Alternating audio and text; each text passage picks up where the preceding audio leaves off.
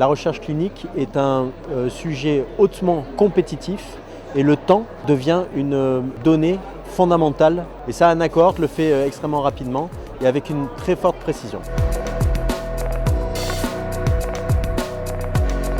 Le projet de AmboCohort, c'est un projet qui a été initié par la SFICV. L'objectif de la SFICV, c'est d'avoir la possibilité de récupérer simplement des données de l'activité de soins en radiologie à travers le territoire français. Et à ce titre, l'outil AnaCohort est fondamental parce que ça permet de récupérer simplement des données globales sur l'ensemble du territoire français de l'activité de radiologie interventionnelle, et donc d'être en capacité de construire une cartographie de l'activité de soins qui est réalisée sur le territoire français.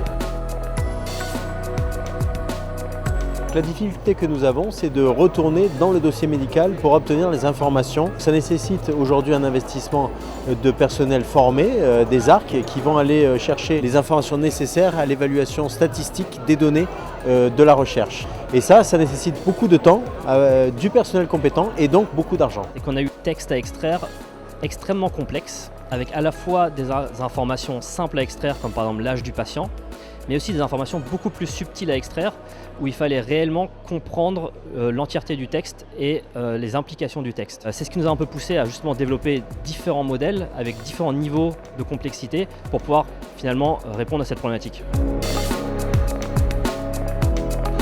Le premier, c'est d'aller plus rapidement, donc d'être plus efficient. Le deuxième, c'est d'être plus reproductible.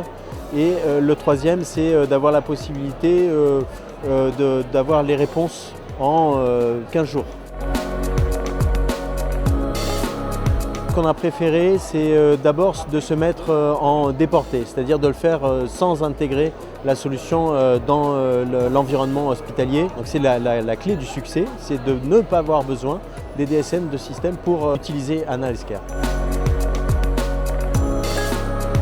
Les premiers résultats sont extrêmement intéressants et pertinents. Déjà, ne serait-ce qu'avec le compte-rendu de radio, on arrive à remplir 80% des items sur notre CRF.